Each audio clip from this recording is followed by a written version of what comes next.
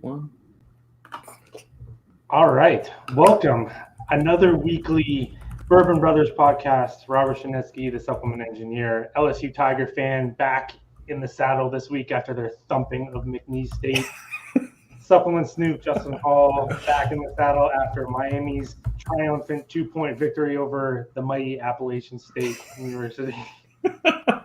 We're feeling good this week. We're fresh off wins. Whatever, a win's a win. What's going on, brother? I'll take it any way we can get it, man. Right. You know, I mean, that's what happens. We were out at Dreamland in Dripping Springs. Like, I know we've talked about it before. You said it sounds like a strip joint or something. Yeah, right. Dreamland and Dripping Springs, that is a strip club for sure. That should be in Vegas, 100%. I would agree. So what are the little halflings from our daughter's daycare? They just moved into town from wherever. And they said, hey, we haven't gotten to meet anybody really. Just, they sent us, they gave us their phone number in Sophia's cubby. And so I picked it up and I told them, hey, I don't know if y'all are interested in getting together, but Sandy and I are planning to go out to Dreamland in Dripping Springs this weekend. If you want to meet us, sure. So the husband's actually from Italy. The wife's from Argentina. So we sat up on the deck and talked to them while the girls, they have two. They went and ran and played with chalk and ran on the splash pad. And so we're sitting out there watching the college football games that they have on the Jumbotron. And they were showing the Arkansas versus UT game. Arkansas beat their ass, didn't they? I was very happy to see that. I mean, it's if LSU's not playing, 9 times out of 10, I'm still going to pull for the SEC school, even more so if it's against somebody. But except with A&M, I was hoping A&M was going to lose their week 1 matchavp, or even this week. They almost lost this past week too. Right? Yeah, Colorado. I was pulling for Colorado big time, just because A&M fans, especially living around here, and a bunch of the teachers at Sandy's school are all A&M grads, and it's just. They've got that Notre Dame arrogance and that Ohio State arrogance that I can't stand, which another good reason. I'm glad Oregon State beat the pants off Ohio State. Yeah, Oregon. But there's a lot of things to talk about just in that little bit. Because the one thing, the Oregon game was a very hard game to watch. It's like a great game to watch for Miami fans, but also a very, very hard game to watch for Miami fans because, as you know, I've said from day one, I do not like our head coach. He has no business being a head coach. He was a fine defensive coordinator. He had one fluke year with us. He parlayed that into some sort. We didn't even interview anybody else. The whole thing was a total shit show.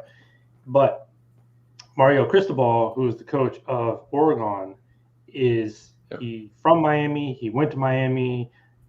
His home is Miami. The whole 9 yards. They didn't even interview him, the last time. And, there was a little while there where he was at, was it Florida Atlantic or Florida? I think he was at Florida Atlantic. But anyway. Yeah, so FAU or FIU, one of the two. Yeah, one of the two. I can't even remember which one it was. I think it was FAU.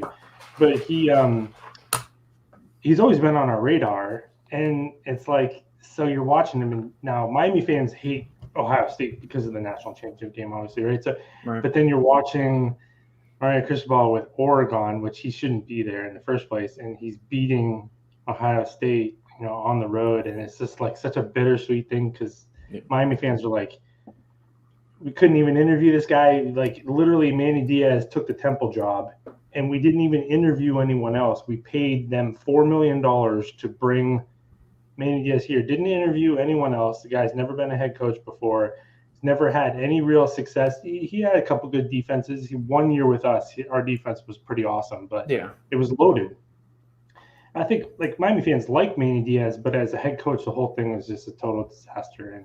And watching the Oregon game was a little tough. I mean, I was happy. People root for him because he's always a big Miami guy. But and Texas A&M, your other point about there. See, back in the day, Miami would play Texas A&M every once in a while before Texas A&M went to the SEC. And Miami fans would always say the best road fans to go see were Texas A&M. Mm-hmm. They said everyone was always super friendly and they're hey, you guys are probably going to beat us up, and they said everybody was always the nicest people on the planet. Then they joined the SEC and apparently things have changed dramatically with how I think they're king shit. With how Texas A&M fans are. It's funny how that works. And yet they have won nothing. They won nothing. Right? They have won nothing just because it's like Vanderbilt walking around with a sense of arrogance. Vanderbilt hadn't won shit in SEC or Missouri either. Like the core is cool, like the whole like military school, Mm-hmm. Embodiment that they have. That's great. There's something about the most of the grads I have met from A&M. I do not like them. Mm. They just rub me the wrong way. But maybe LSU grads rub them the wrong way too. I mean, I'm not going to say I'm perfect or without fault. So Yeah. It's all about perception, right? Like you never. I think. Well, it's also when a team becomes good. See, like speaking of like pro football, like I can speak about this.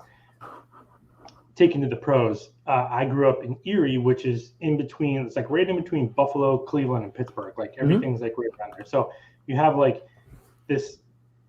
You have all these fans, right? Yeah. But it's always been known as sort of like a Pittsburgh fan town. And I'm like, well, yeah. I was like, because Pittsburgh has been the only team that's been any good for a long time. Mm-hmm. So you just see their fans more often. And, Browns fans and Bills fans would always talk about how arrogant Pittsburgh fans are. Now here I'm on the outside. I have no dog in this fight. And I was like, you fuckers are as arrogant as get, but you just don't have anything to say. Like, and then now all of a sudden the Browns have like started to become good, and I was like, as soon as they win a few games, man, they are unbearable. Yep. And it's funny because they talk like when you stink, like you can't say anything, so no one pays attention. But then all of a sudden you get good and you kind of get a little momentum, and you confidence and yeah. So but fortunately, like I think Miami fans at this point probably don't get too bad of a rap anymore because we haven't had anything to say for a very long time. Yeah. Like we don't know what I'm saying. What people don't even talk trash to me anymore about being a Miami fan. That's when you know you haven't been good for a long time. They're like, oh, what is the perception of Larry Coker in the annals of Miami head coaches? That the downfall basically started with him. With him, okay, because he was the coach in 05 when LSU played them in the Peach Bowl. That game is basically like every Miami fan's moment where they've never come back from. Yeah. Because so Larry Coker, they had some of their like on paper like best recruiting classes. So if for people that don't know, like Butch Davis recruited all the players that eventually ended up going to the NFL. They had those crazy teams in 2001, 2002. Mm-hmm. Those were all Butch Davis players, and he left for the Browns. And then Larry Coker took over. And if you look at those classes he had, they were ranked very high, but they were absolute disasters. So by the time they hit like 2005, they were still like rated highly, but they just didn't have the same type of team. And then they had one good year when Mark Richt was there, but that's about it. And they just never. But fans were pissed off because if you go back then, Larry Coker was a really cheap, lazy hire, right? Mm-hmm. They could have had probably the pick of the litter for coaches because they were so strong at the time, and they basically promoted their offensive coordinator. Right. So it was very cheap. It's a very hot button topic if you talk to Miami fans. Like that little stretch of time when they brought him on, because there was a few like big name coaches I know that wanted the job, and then his recruiting classes really started the downfall, and they've never really tried to do much else. Larry Coker is kind of like, it's not his fault, obviously it's not the coach's fault, it's more the administration. Yeah, that makes sense. Did you imbibe in any new bourbons this weekend during the college football extravaganza? Or any other weekend outings you may have had in addition to watching college football? I did not. Nothing new, but I got that shipment of Eagle Rare and Buffalo Trace I showed you. Yeah. So we had both of those. I was drinking both of those because it was like I was telling. I realized I had some Buffalo Trace. I think we started with Buffalo Trace during the Miami Appalachian State game. Mm-hmm. I realized I didn't even have any bourbon during the Alabama game because it was over. I knew after Miami's first drive, the game was over.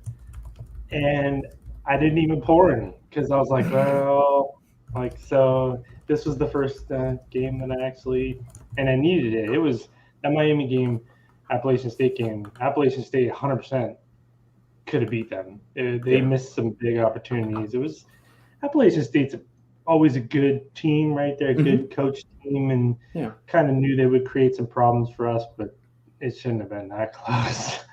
It was bad. So, yeah, and then they play Michigan State this week at noon. So that's going to be a tough. I mean, home or away?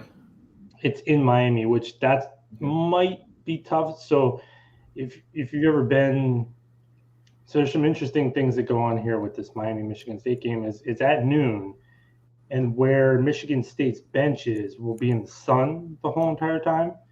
And this can be hot as hell for that game. So I don't know if that's a conscious decision, but probably there'd be some home.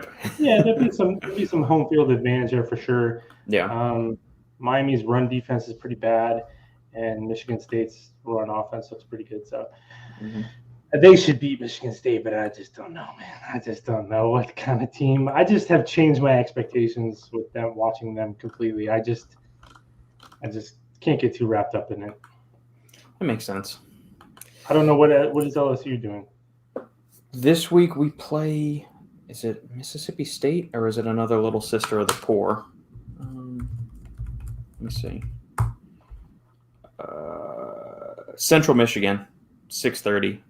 That we should sleepwalk through that game and still win. And then next week is Mississippi State at Mississippi State, 11 a.m. kickoff. So the cowbells will be out in full force. Were you able to watch, did you say the LSU game this week? Or was it just not on any kind of TV? It was on like the SEC Plus network, but we were out at Dreamland with those other parents. And so to kind of circle back, we were watching the Arkansas UT game. I was loving Arkansas mopping the floor. Also, one of Sandy's students that she kind of mentored just started her freshman year there as well, and she was at the game.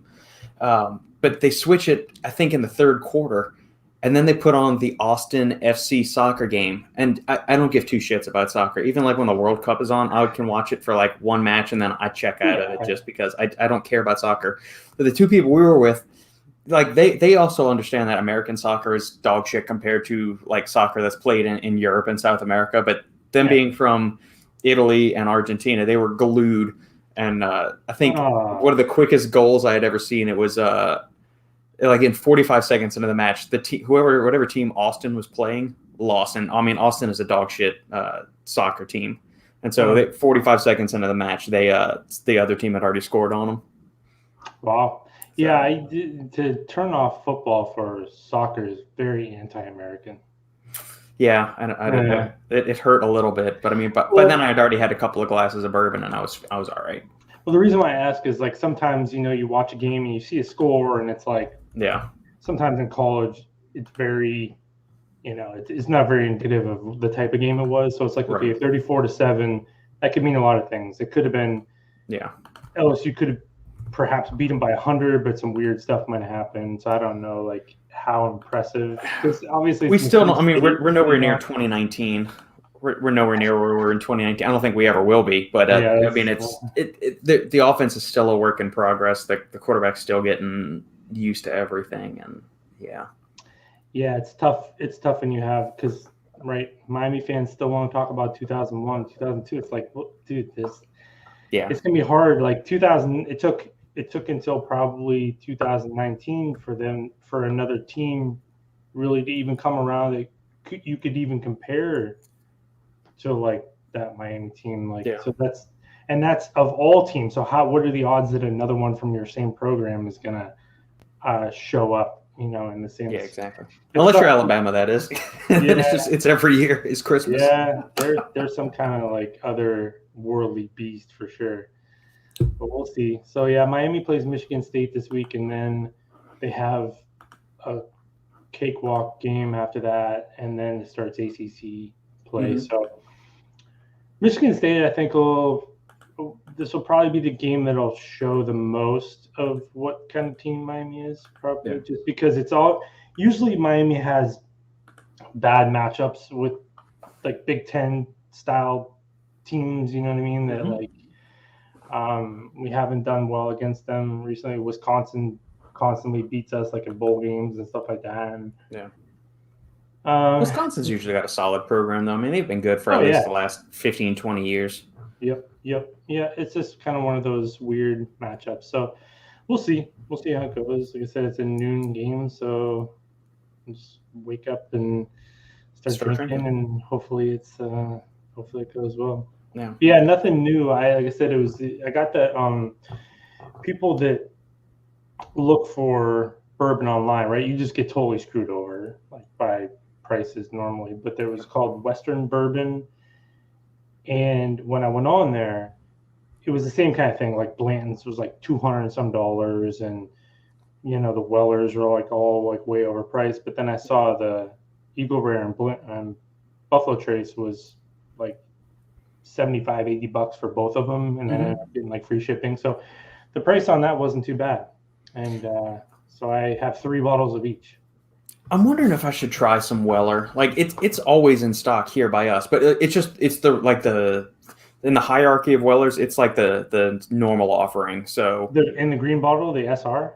Yeah, the special reserve. Yeah, the 90 proof. Dude, that stuff is so good. Like, is it really? I'm gonna have to try it. I mean, I see handles of it. Like they have the regular, and then they have a handle of it, and it's right by me. I always see it at the store. Well, you gotta ship some to your boy. Okay, I didn't realize you liked regular Weller that much.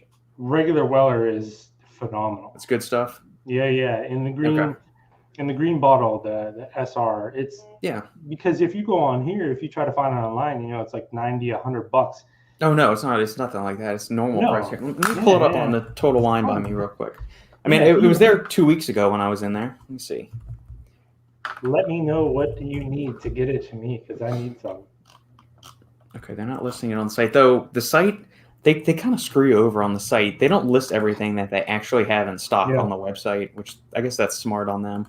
Oh, go get some for yourself right now. Okay. All right. Well, very good. All right. I'll cut the podcast right now and I'll go buy because they just opened 30 minutes ago. It's worth it. It's honestly, man, especially when you can get it for retail price. Yeah. It's without a doubt one of my top couple of bourbons. Even the regular version, all their stuff is really, really good. Okay. All right. I'm gonna have to go try it now. Now I feel like a bad friend. I haven't tried it. I haven't tried it, and I haven't sent you any. It is so impossible to find here. What's going on, JoJo? How goes it today? How's prep going? You're inching closer to your on-stage presence. I did pick up, so I've tried Chattanooga Whiskey, which they are a newer distillery in, obviously, Tennessee. The funny thing was, I was telling Sandy about this a couple weeks ago. They actually started their company before it was actually illegal to distill in their area of Tennessee. So like they started the LLC, started doing like pre-orders for bottles and like put up infographics on social media and all of this stuff saying, hey, who'd be interested in buying Kentucky bourbon? And like apparently they got flooded with stuff and then they realized maybe we actually need to start producing some of our own distillate and all this stuff. So they finally built the distillery. They had to go and like change the actual local legislation to even allow them to build the distillery in the first place. And so they've had a couple of releases in the last year or so of their own product. They have a 91 proof and then they have a 111 proof. And the 111 proof is only 2 to 3 years old, but man, it is so good. And they just released their bottled and bond, which obviously it's going to be 100 proof and it aged at least 4 years. And since our newer distillery, I'm pretty sure it's 4, maybe 5-year-old stuff that's in there. So I have a bottle of that, but like the 111, it's cheaper. It's higher proof and cheaper than the bottled and bond. But I found a bottle of the bottled and bond because it only came out maybe a month ago. So I've got that. I just haven't opened it yet. And then Wolcott. I've been looking for the 1792 bottled and bond because I have the single barrel and the full proof. And both of those are fantastic. And so I was looking for their bottled and bond, but nobody can seem to find it. But apparently the Barton distiller that does 1792 also does Wolcott. And so your boy at Specs or Total Wine said, "Here, go try this." And now obviously it's $10 more expensive than 1792 bottled and bond would be, but I tried it for the first time last night and it was solid. I'm just laughing because you're talking about bottled and bond. I'm pretty sure. So the comment about Weller that we got, pretty sure that he just got some bottled and bond from another friend of ours that can somehow find bottled and bond pretty easily, which is really fucking annoying. 1792 bottled and bond?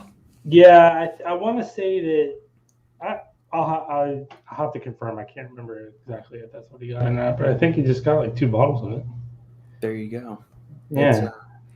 Yeah, I mean, it's like it's this interesting. Like, so if I'm looking for some other bourbons, I'll go talk to the guys that work at Total Wine Specs and some of the other local liquor stores here, just different things to try. But I also check out a bunch of other different bourbon review channels on YouTube. So like the Bourbon Judge is really good. Master and Drum is really good. What's one of the other ones? It's Bourbon Night. Those are three of the ones that I really like or I watch frequently. Some of them, it's kind of like supplement review channels or other podcasts. Like certain personalities, even though they may be popular, you don't really just like the way they do stuff, and other ones you just naturally gravitate more towards. Sure. And so they said, oh, yeah, we could find 1792 bottle and bond. It's always available on the shelf for us here. And they say, well, we can't find his Weller. And they said, but people in Texas, they always seem to have a pretty good supply of Weller, which is true. Damn. And I can't 1792 is not as ubiquitous. Like the regular small batch is always here. You can find a 1792, but like the single barrel and the barrel proof and all that stuff, that's few and far between, at least from what I've been able to see here. Yeah, there's one store here that they have some pretty unique Wellers. I think there's like 12-year, there's the full proof, and then there's what is the white label one? It's like a abbreviation for created by you.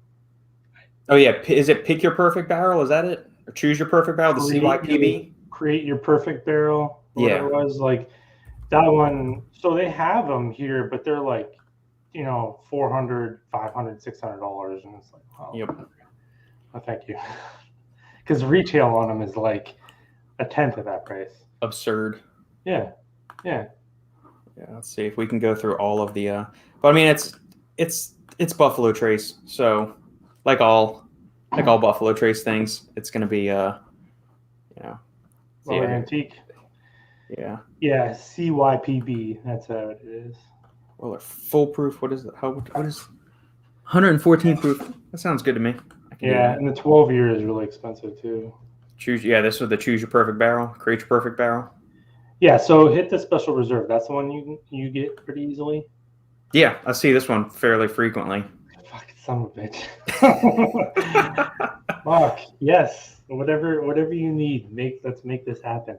Okay, we can do that. Next time I'm at the store, I will. All these conversations that you and I have had, and this is the first time I'm finding out that you got Weller, like Special Reserve. Yeah, well, I've heard good things about Weller, but I also wonder at the same time, like, look, you and I both have an affinity for wheated bourbons, particularly, Larceny. So I'm thinking, and I've heard that Weller is really good. I've also heard that it's really expensive to find, or it's really hard to find, and it's expensive. So when I saw the Special Reserve, I'm thinking, I mean, is this going to actually be good, or like only the higher end stuff actually good? No, I get that for sure. No, this is very good stuff. Okay. Very good stuff. I think I'm getting a McKenna 10-year here. Are you? Yeah, a friend of ours, one Nate just did a exchange with. He gets a McKenna 10-year like so easily. Yeah. He's like, how many you want? I was like, dude, just he's like, and I was telling Nate this the other day. I was like, yeah, I have one of those friends. I was like, dude, I love you, but I kind of hate you at the same time. He's just got a good stock of everything. Yeah. Ohio's lottery this week has CY. See, how do you get on these lottery systems? That's what I need to see. Yeah. If they have them for Texas, I need to figure out how to do them. Yeah, I'm just not up on this stuff. Hey man, you go for it. If you can get a CYPB or a single barrel of Weller, Elmer T, anything of Buffalo Trace that's not standard Buffalo Trace. I mean, standard Buffalo Trace, like the regular, like shelf model of Buffalo Trace, is really good stuff. It's classic. For sure. But if you can get any of these other like fun little things, Yeah, because like even like Buffalo Trace, you can find it online for $20 a bottle, $25 a bottle, basically anywhere. Yeah. And but I've only seen it in a store once in my entire life, and that was in Delaware. I saw one model one time. Regular Buffalo Trace? Yeah, regular Buffalo Trace. Like I was in Delaware and then Virginia and then down here, dude, you just don't see it. You never see it. Like if you ask and if you're like friends with the people, like you can obviously maybe they'll like help you out, but it's like I never see it just sitting on a shelf ever. Yeah. I'll see it. I used to find it much more frequently. So maybe like 2 years ago, I'm going to exclude all of 2020 because that's everything just kind of got screwed up, supply chain issue and all of that stuff. So, but like 2018, 2019, really is the supplement space. Yeah, I would see it on the shelf fairly commonly, and now it's very hit or miss as far. Like even this year, finding Buffalo Trace, but I think that's because there's been a huge explosion in just bourbon popularity and notoriety, and people know that anything from Buffalo Trace is pretty good. Yeah. But so when I see it, I've got one handle of Buffalo Trace that is 2/3 empty, and then I have another full one just because I saw it on the shelf and I thought it might be 3 months before I see this again. So just in case, yoink. Now it's nowhere near like the daily sipper. That's not the one I reach for each day. Like I'll typically go for like a Wild Turkey 101 or an Early Times Bottled in Bond, which I really like. But I'm curious to see what's going to happen with Early Times because their label just got sold. So Sazerac picked it up, and Sazerac is the parent company of Buffalo Trace. Yeah, Buffalo Trace, and I think Barton as well. Yeah. So I'm curious to see if they're gonna if I'm hoping it doesn't go allocated like a lot of the Buffalo Trace products do. I'm hoping you can still find it. Like you can get a liter of that stuff for $20. It's really good. It's super caramelly rich, smooth as overused as that term gets in the bourbon world. But I mean, it's just really, really easy sipping, whether it's on ice in an old fashioned or just straight or neat. So yeah, that's what I like about, like I said, that's one good thing about Larceny there. Like we just always, that's usually what I go for. Like I said, it's $40 for a giant bottle of it. I can get it whenever I want, and that really does. Yeah. And it's higher proof than Weller too. Like it's two proof points higher than Weller. So that, and I don't want to be a proof snob, but I tend to go for like, anything north of 90. I'm not messing around with 80 proof stuff. Right, which was what surprised me about. Remember, I got that Yamato one with like the Shogun style. That's only 80 proof, and I know like we were all kind of. I bought it because the bottle was so cool, which is kind of stupid to spend that much money because you think the bottle was cool, but whatever. And it actually ended up being really, really good. And it wasn't me trying to justify in my head that it's good because I spent that much money on it. Because like everybody that drank it that night, like. They were like, "Wow, this is actually really good." So I was surprised. Some of that Japanese whiskey is pretty good, even at lower proof. Yeah, I'm gonna have to try it out and see. There's still a few things that I want to add to my collection. Like I need to do, obviously the Weller now that I've got your stamp of approval and encouragement. It's very good. Like it is. If you can get that all the time, I wouldn't be surprised if it's your like favorite bourbon. Okay. All right. Well, I have to try it now then. Yeah. We'll do that. I'll get that. I want to get some Wild Turkey Rare Breed, the Russell's Reserve single barrel. So I have the Russell's 10, which is only a 90 proof. That one's good. I like that single one. Barrel is, I think it's barrel proof, or if it's not, it's still north of 100. Yeah. I know what you're talking about. We were just talking about this the other day. Yeah. So like the regular Russell's 10 is a red and white label. The Russell's single barrel is red and black. So I want to get one of that. I gotta find a Knob Creek 12 year. I've heard such good things, and I like regular Knob Creek. Just it's 100 proof. It's 9 years old. It's always available. I can't find like the handles of it as frequently as I used to, just because of glass shortages. I'm assuming, or just they're not pumping out as much. I've heard different things from the different suppliers at the different liquor stores. Yeah, I feel like I've seen the 12 year here a lot. Because I had a bottle of it that was guys at Compound sent me a bottle of that. So then that's nice. Well, they're like, instead of sending you supplements, we'll send you. Hey man, I would almost rather that these days. I would almost rather I'm like instead of free supplements. Yeah, I'm like, I don't need more supplements. But I feel like I see it here pretty easily. I just haven't picked it up again. That's good stuff. Yeah, crush that bottle. And Cortava Rare Breed is absolutely, yes, it is. I've had it a couple of times at a few restaurants, just to get a pour of it.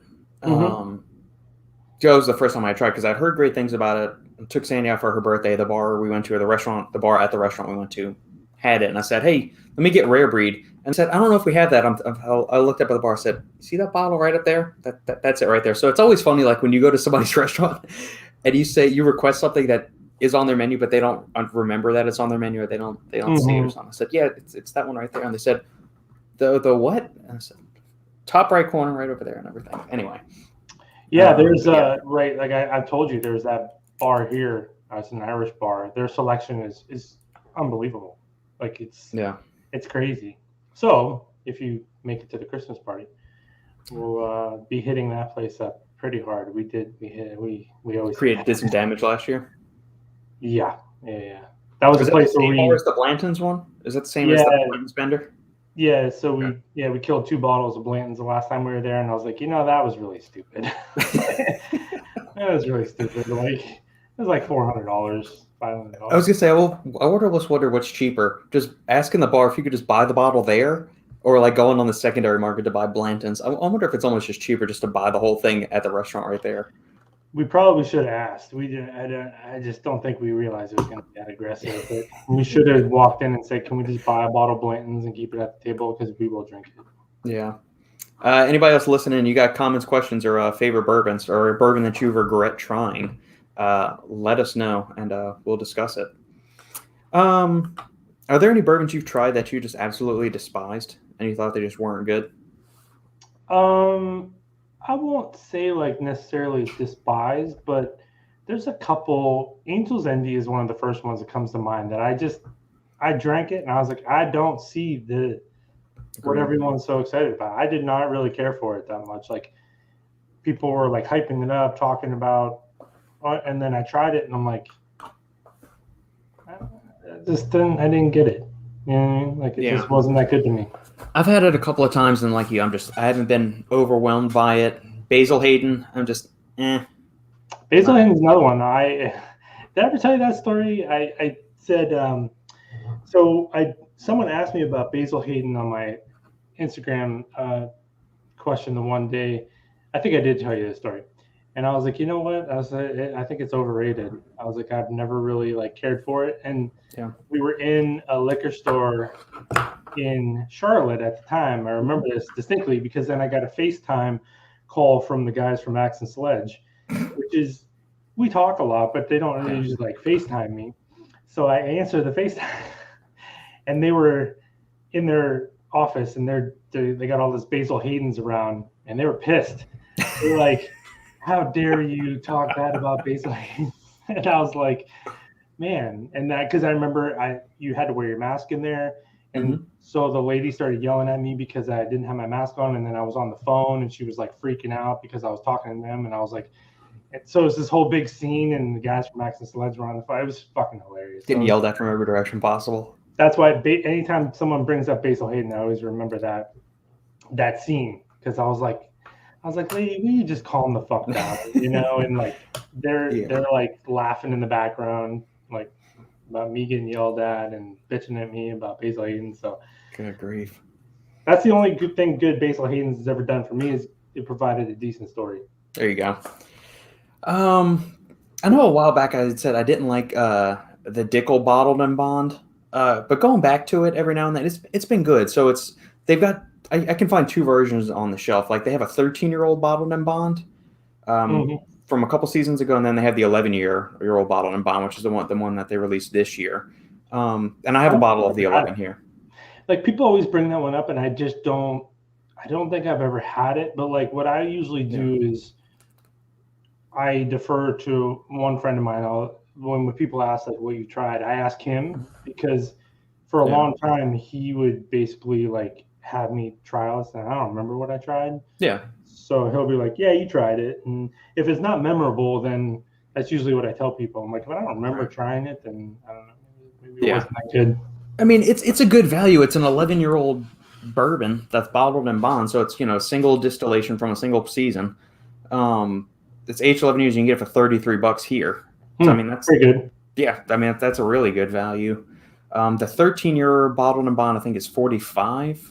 What I saw at the store the other week, and so I'm surprised they still have a few bottles of that. I mean, you look at a 13-year-old bourbon from any other place, and it's going to be, probably north of $70, $80 and in short supply. But I mean, it's good. I like it. It's not the one that I reach for all the time, but it's still good. I want to know what you're paying for Weller. I'll go look at the store. If I don't go today, then I'll go tomorrow.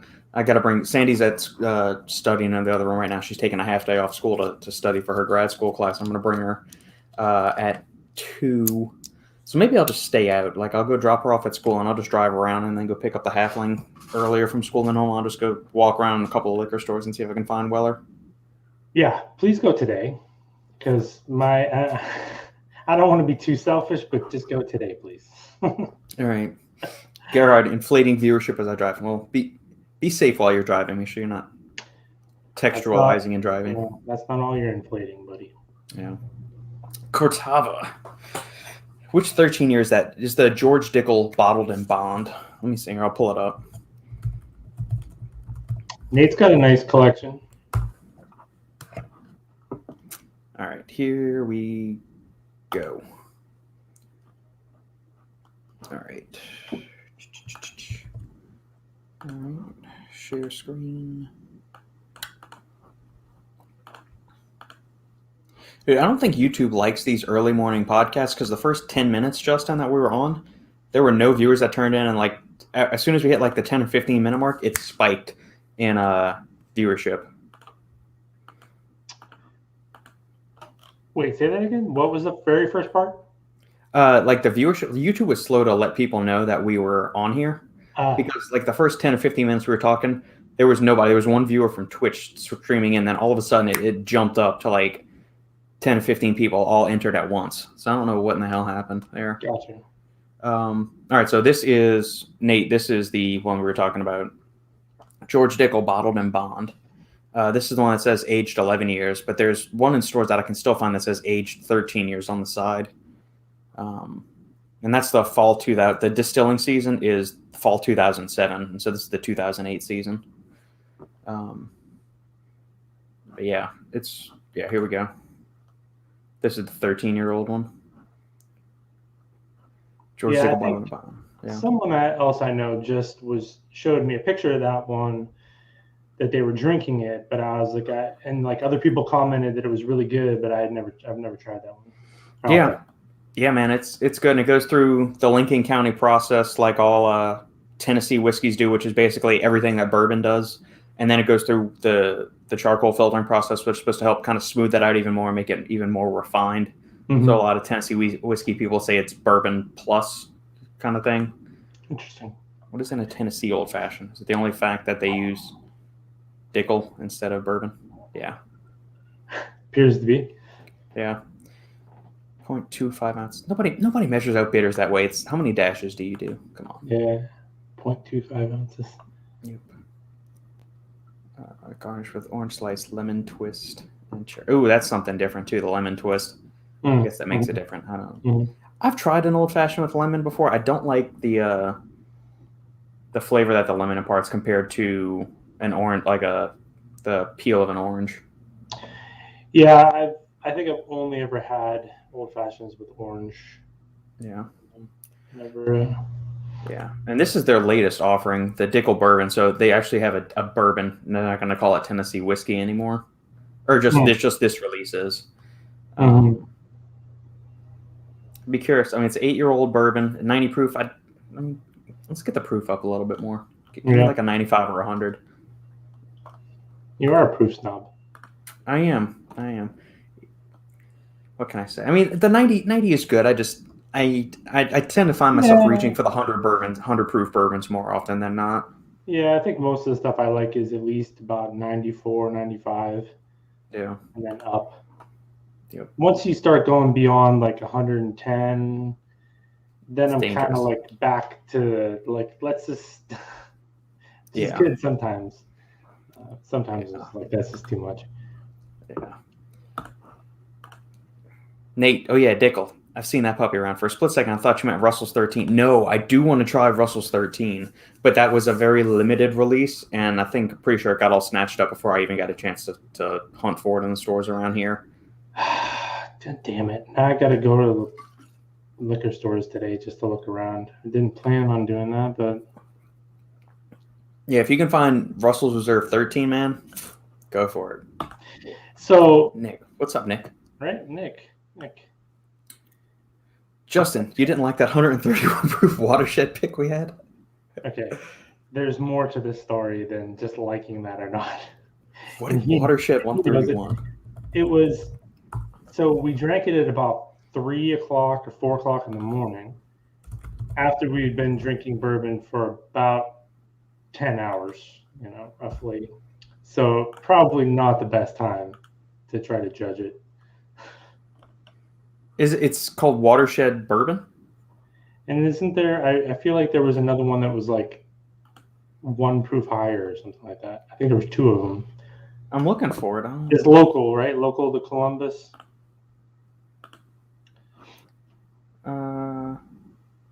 I see a 90 proof Watershed Distillery. About 16 pours deep. Yeah, 16. Yeah, about 16 pours, and then we decided to go with the 131 stuff. Why not? That was brilliant. I mean, I figure your taste buds are already burned off at that point anyway. Why not go for it? Well, I still noticed. That was the thing that showed me, because I was like, we're just going along, drinking all kinds of stuff all night long, and I still drank it then and was like, 136 proof. And I still noticed. That's why I was like, wow, this must be something fierce, because I even noticed this after the entire night. What's the age on these? Are they 2 year, 4 year, 6 year? Like at some point, it's just moonshine, isn't it? Like probably 136 proof. I'm trying to think. The highest proof bourbon I've tried it was probably that Booker's that I showed you on 4th of July. It's 125 proof. Yeah, that's pretty stout. That or the 1792 full proof I have, which is 123 proof. Yeah, I think up until these one, the Watershed one, and I think the 1792 full proof is the strongest one I had. Yeah. Although have you tried Old Forester 1920 Prohibition style yet? I don't think so. I've tried a lot of Old Foresters, but not like consistent enough that I remember like which ones. Yeah, that's 115 proof. That's really good. That's a pretty good deal for a bourbon. I think it's 50-ish around me, 55 maybe. That's not bad, but it's always on the shelf. I never had a problem finding that one. Usually around 4 year. Watershed is an up-and-comer distillery that like to do a lot of different finishes. Oh, okay. Cool. Yeah, one was 131 and one was 136. Because I think he did the 131, and I was like, you know what, I'm good on the 136. Yeah. I'm good. Yeah, there's you know what? We're going back to the conversation of like bourbons you really don't like. I'm finding that I really don't like a lot of the stuff from Willett. Yeah, because one thing I remember is being confused, like when I first started trying bourbon, being confused about Weller and Willett, right? Getting them confused, because I was like, wait a minute, I thought this was Weller, and I didn't really like it. But I knew I liked Weller, and then I made the distinction this was actually Willett, and because Willett comes in like they're really like cool bottles sometimes, stuff like that. And I remember like having it, and I just wasn't really all that thrilled with it.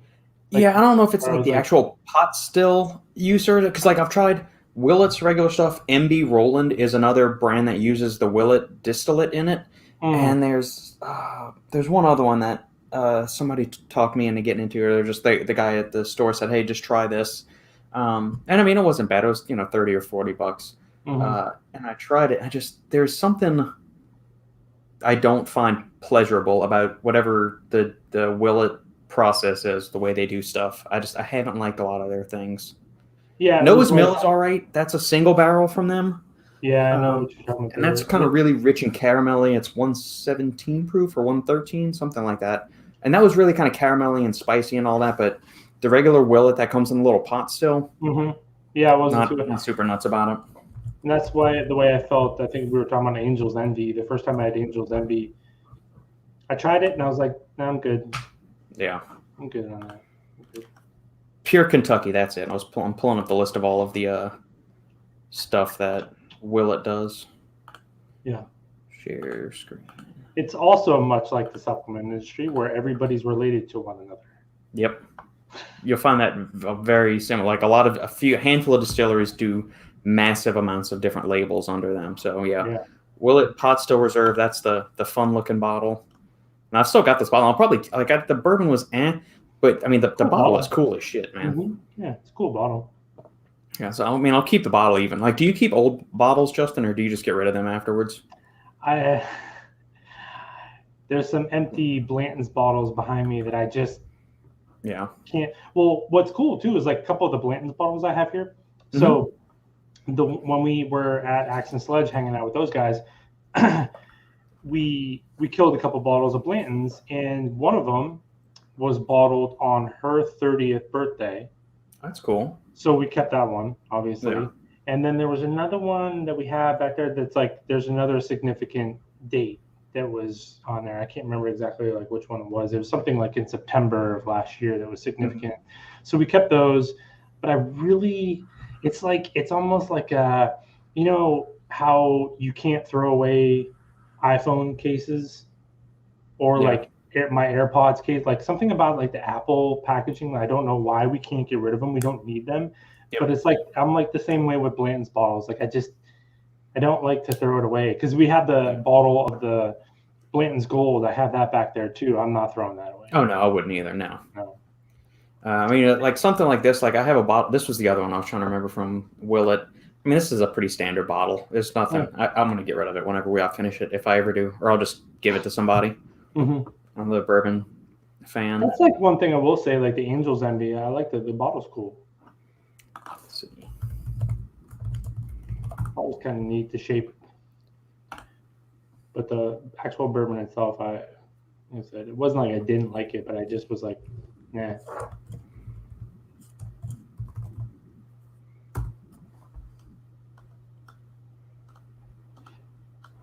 Yeah. Can you just take me to the damn bottle? It's got kind of a cool, like... Yeah. Yeah, I like the look of it. Cask strength. There we go. That's what I'm talking about. Give me the full dose. Don't give me any watered down shit. That's the one I tried, actually. It was the cask.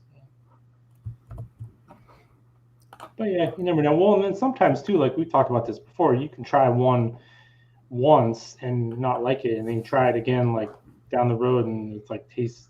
It just depends. Or sometimes, like what you've had earlier that day, or like what else you've eaten, or what kind of mood you're in, and stuff. Like there's a bunch of things that you might hate something one week, and then you might love it the next week. I mean, that's understandable. That makes sense.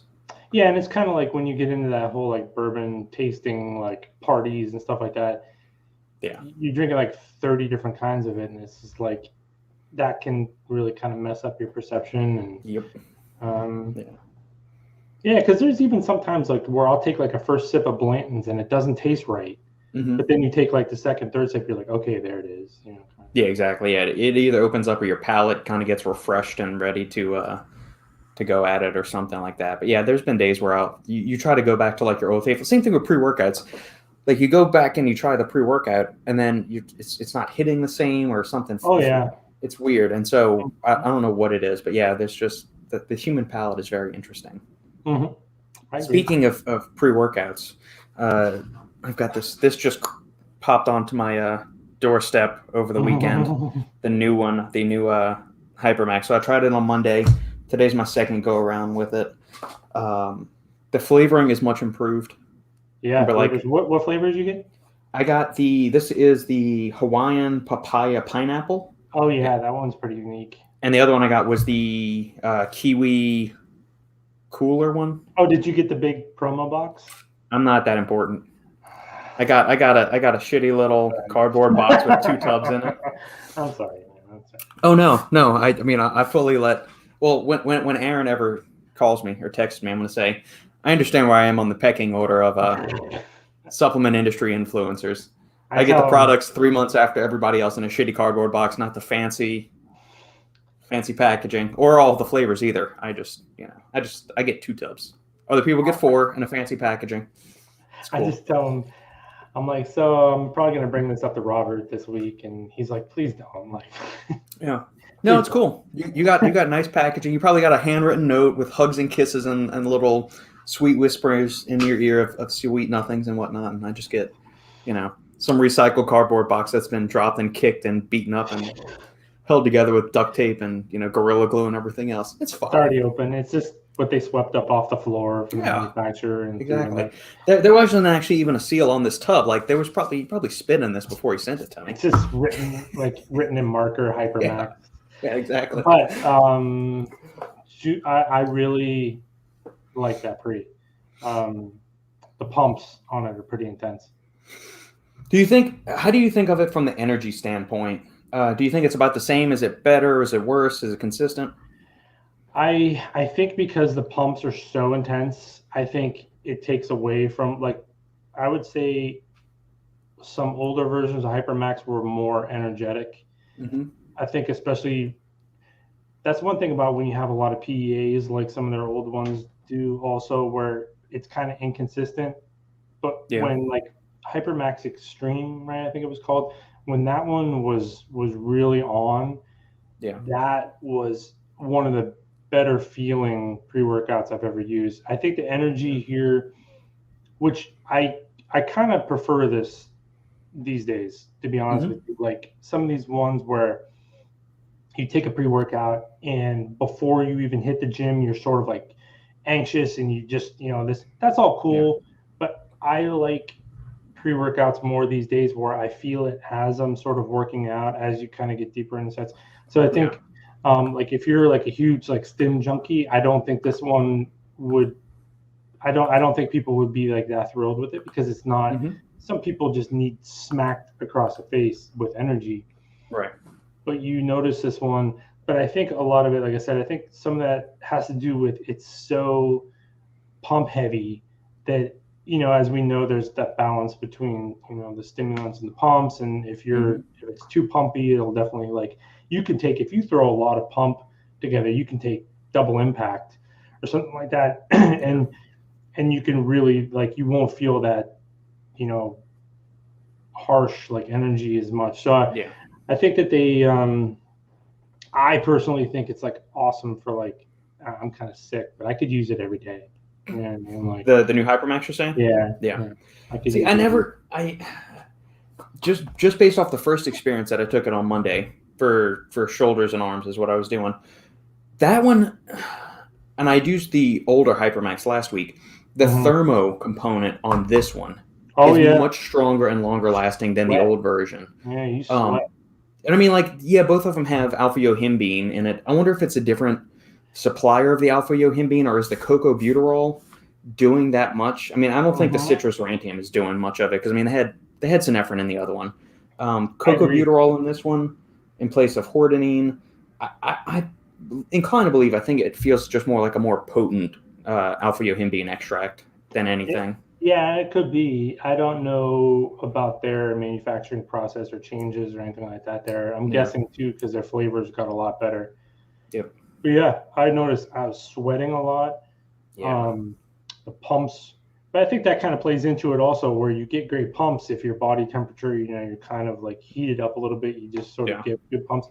I don't even stack that one, to be honest with you. I can take that by itself, which is good. I think we get access to so much stuff. It's stacking is not a big deal for us, but if you think about it from a consumer standpoint, I know the rush to there's a balance, right? Because you have the loaded pre-workout all-in-one became so popular, but it's very hard to strike that balance of pump and energy because, like I said, they can take away from each other a little bit.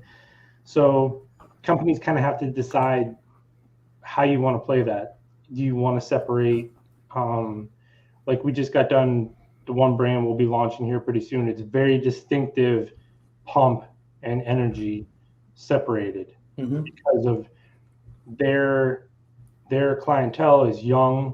It's 30 servings kind of thing where they need to keep costs down and stuff like that. So it's very distinctive one versus the other. Whereas if you put together a premium line, you're paying a couple dollars a serving. Some people, even though it might end up being the same, people still don't perceive it that way. So it's just kind of one of those decisions that I see people kind of going through these days. How do you want to do it? Because then, they were saying there's other products coming that we don't know how that's going to play in if you start stacking it with the pre-workout, right? So we'll see. But I like that one. I like it a lot. Yeah, I mean the energy was super solid on just my anecdotal experience on Monday. I'm almost finished sipping this right now because I'm about to go do chest and back after we get off of this podcast. But yeah, I mean it's the formula is solid. I'm I'm torn at I'm like, and I've talked to Aaron about this offline too. They put S7 in this new formula of it, but they removed VASO6. They put in S7, but they added the 3D pump breakthrough. So like all the pathways are there and everything like that. So it's not like we're missing out on things. You're still getting the polyphenols and the proanthocyanidins and all that good stuff from the amla fruit that's in the 3D pump. Right. I hate to see S7 on the label. That's all. I mean, I know why. From like a marketing standpoint, it's a good thing. The mechanisms there. It's a shitty study. He would admit that too. But yeah, I mean, just it's a solid one. Do you still consider this a hardcore pre-workout, or is this just like a well-rounded? Because this is something I was talking with Robbie and the crew on Saturday about. It's like, is Hypermax still a hardcore pre-workout, or is it just a high-energy, well-rounded, all-around performance pre-workout?